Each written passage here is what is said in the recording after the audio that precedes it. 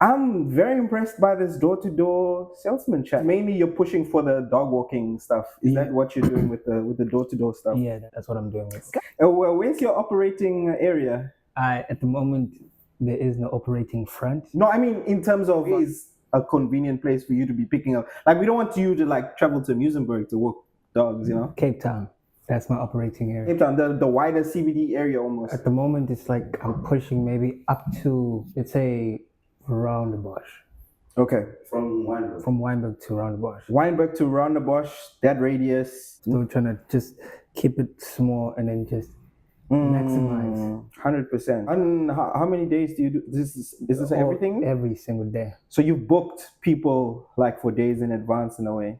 Yeah, it's like sometimes I prefer regular, so I keep it regular because then I know or like on Monday, Mondays is the day that they want their dogs to be Monday walked. I know this, I'm getting money. Tuesday I know I can fund the music, because that was the initial idea, like fundraising basically. Yeah, how do I fund my music, because I don't have a record label. Nobody's helping me out, and I can't go to my parents and be like, hey, help me out. They'll tell me, you go to school. This is indie hustle. This Soulful Life can even be indie hustle podcast because we are showing you the real indie hustle that people are out here doing door to door alone. Like you've already killed 95% of your competition because most people will not have the stomach. I mean, people can develop the stomach to do door to door, but to actually go out there and face the door and literally facing doors is crazy, Where do you get the time and the motivation to keep going on top of your everyday hustle? I think the backdrop is I believe what I'm doing is the message that I write in my music, which is hope, love, and faith. I believe that this is my calling to connect with people in the world, because there's a lot of things going on in the world that really brings people down. I know people sometimes don't want to accept it, shrug it off, like I don't have bad days or whatnot.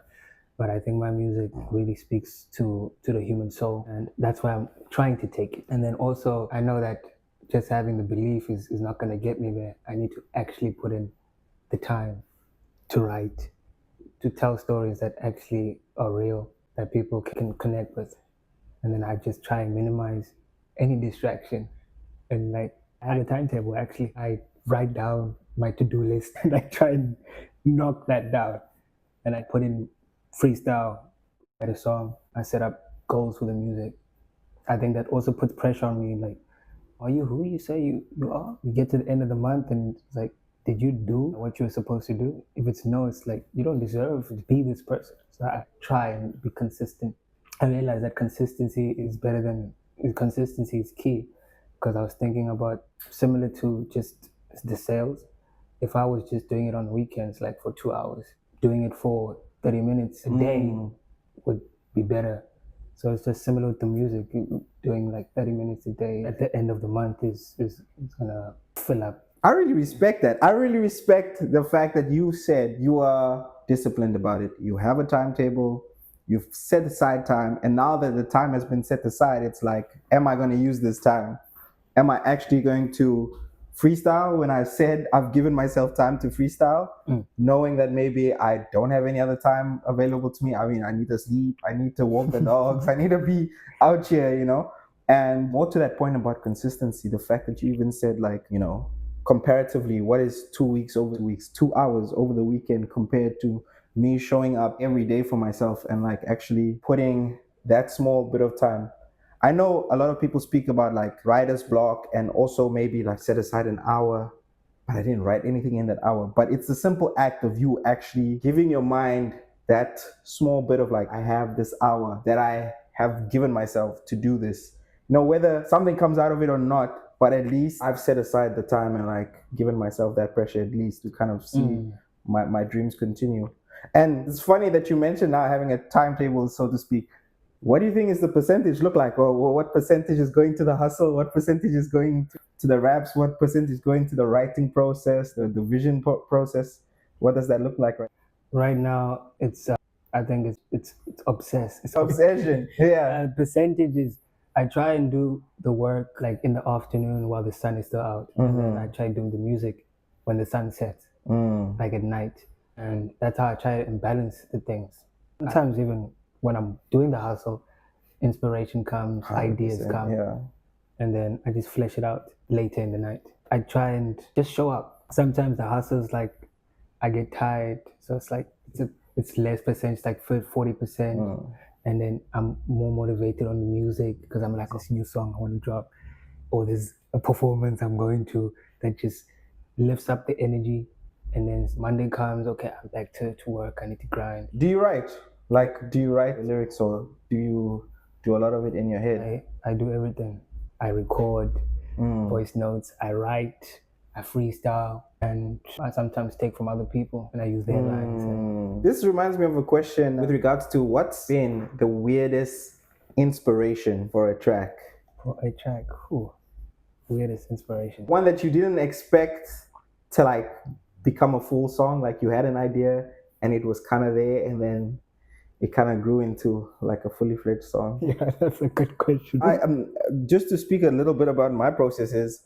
A lot of times, like with you, it's not necessarily timetabled, but usually after work in the wee hours of the morning, I would say, like what I normally do is I ingest a lot of content. Like I'm always like watching reels, TikToks, YouTube videos, information, and at some stage, you know, through that process, a whole bunch of words start like popping out to me. Like maybe it's a self-help video or something like that, and someone is speaking about, you know, the specific idea. Shout out Dao Ching, shout out Rick Rubin's The Creative Act. Books like that, even where like a line would be said, and I'll be like, what's my spin on that line? And then because I'm very used to the whole process of like making the beat all the way down to like writing or freestyling, it ends up being a thing of like, okay, I have these ideas floating around. The beat, I'll make it, you know, in that time. And then as the loop is going, that's when the lines come. And then sometimes I'll try and like freestyle the whole thing. And sometimes some really good lines come out of there, especially with my, like the way my flow is structured. It's very weird because it's almost like I'm like finding the pockets or speaking into the beat. Yeah. So then I'll be like, damn, that's like a dope line I can repeat. So maybe that becomes the chorus or that becomes like the refrain. And then from there, like more ideas grow from that. So I would say like in that situations, it's always been like something really weird happens to me in the day or something emotional or something that like really like pushes me off center, like my emotional balance. They'll be like, oh, this is a great opportunity to find my equilibrium again through like writing out what I feel in that moment. And so a lot of the weirdest ones has just been like someone said something to me that actually like really affected me or made me feel, you know, a specific kind of way, either empowered or diminished or whatever the case may be. And I find like that's the weird moments is like when you really pushed emotionally off center. The act of creating music, that journey to get back to center is like where all the interesting ideas come out of. Okay. Yeah. Definitely. I like that you say you the off center. When you get off centered, the music writing process kind of brings you back Definitely into feeling balanced again. And I say similarly, now that you've spoken about it, the weirdest, I don't know if it's weird, but the time I most fluidly write the music is when I've been pushed off balance. And then I come back. Like I think my song from a couple of years ago, I'd been robbed. That's one of those moments. It took my phone, my homie dashed, and damn. I was there with like these 3 guys. We were on our way that homie better comment below. Why did you leave your mans in that situation? Nah, I was too slow, man. And we were on our way to the studio, and card gone, phone gone. Wow. And my mom had told me like, hey, don't take your phone. You always lose your phone. Just before that. And then we went, and then I came back. And I was like, why are you back? Why are you back? And I had to tell her the story. Yeah. And you know, the lecture. And then the Mamzo lectures are crazy. Mamzos are always right, to be honest. In some, like they're usually wrong about the most stupidest things. Like most, like inconsequential, I accidentally did this, like fair enough. And then when it comes to like life or death, like your moms will just pull up with like, hey, I told you, don't go in that alleyway. And you're like, okay, sure. The universe always finds a way to make the mothers right. Yeah, 100%. I think that's the biggest gift of life. The fact that you can give life. And then because you've given that life, you know, through the grace, it's like, okay, I have to make you right. Because you're the one who also facilitated this, you know? It's like, okay, this lady has facilitated, so she's also responsible this guy kind of figuring out his life too. That story, got back home. I think later that evening, I just wrote a kind of like, God, why are you doing this to me? Kind of song. It was called Daylight. Yeah, Daylight. And I'm just talking about how things are not going my way. So, and I wrote that song in an hour or less. I didn't retouch it or whatever. I just wrote it and then I went to the studio and I recorded it. Those are the best ones, the ones that you don't have to like redo. Like the first draft. I mean, the first draft is always rough, but like that first emotional outpour and it hits all the right note, those are the best. It's like it's just mostly just the emotion, the feeling, and then not too much complex rhymes and whatever. 100%. Like sometimes it'll be like I recorded something, maybe the sound quality wasn't that great, but like I would hesitate to re-record it in a better setting because I just really appreciate the texture or the emotion at that time that I did a piece of work, because it's like that's when I felt it. Like a lot of times I just record straight to the laptop mic because it's like I'm there in the moment, I've written it, and that's the most honest moment to actually express it. There is a whole discussion to be said about like, you know, plotting it out again, like finding, you know, a more refined way of presenting your ideas, but it's never the same. It's never the same. It doesn't taste the same. It's like artificial.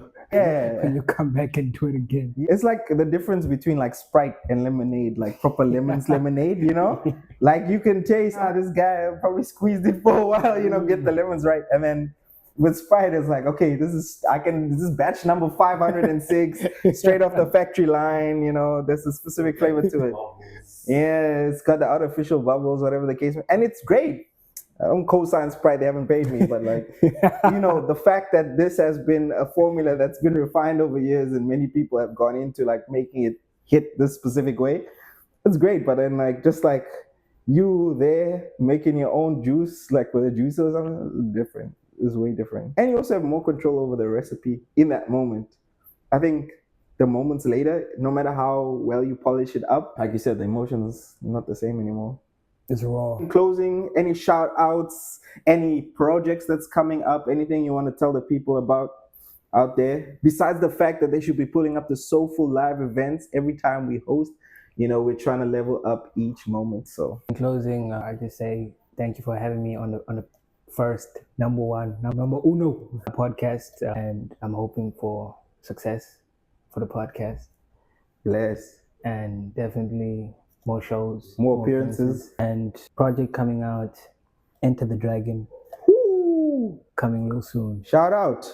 It's your boy, KOZEE CHIKWENYA. We're doing so much this year, next year, every year, succession, because we're looking for success. And our hope and wish and prayer is that you also find your blessings. It's your boy Oaks. He wears SOUFU Live. We out.